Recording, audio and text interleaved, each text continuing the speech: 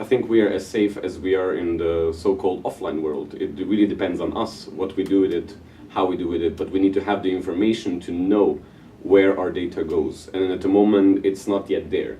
Therefore, we need to be involved. By we mean all the citizens, but specifically youth and those that are savvy users that are really online. They want to know what happens to their data so that they can then make informed choices. And that is informed choices about how much you spend time online, how much you give away your information, knowing that if you use applications on Facebook that show where you are, that is not being misused afterwards by someone, so that you can make a conscious choice. At the moment, personally, I decide to not use certain things because I'm not sure where that information will go.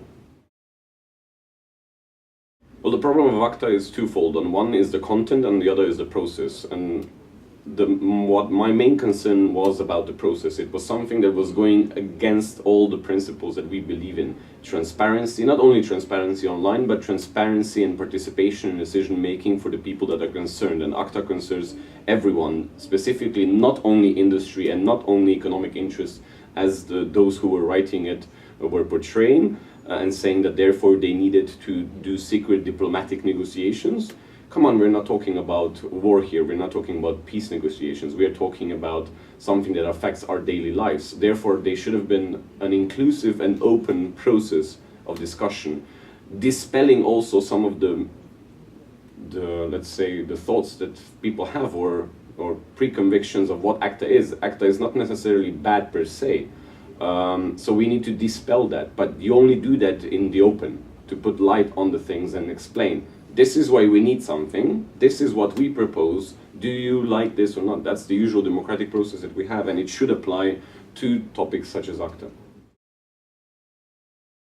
What we just heard in the plenary this morning in the Eurodic, that MEP Alvaro compared the protection of children as the terrorism of the online world, in the sense of, because it's a real threat and it's awful what is sometimes happening, they're taking measures to protect us or the children that are infringing on our rights at the same time. So we need to have an open debate about this. Of course, there needs to be some sort of measures of safety online, but we need to agree to those and we need to have a debate on those, and we mustn't forget that there will be sexual predators both in the offline world and the online world. So who is responsible ultimately for the safety of the children?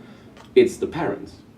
And the parents need to be informed, and the education also plays a role. So schools where children go to need to provide information about these things, because children, even though they need protection to a certain extent, they also need to be involved in these decisions. If you explain to a child that you do not trust strangers, or that you do not do this or that, they understand that in the offline world, and I think they would understand that in the online world as well.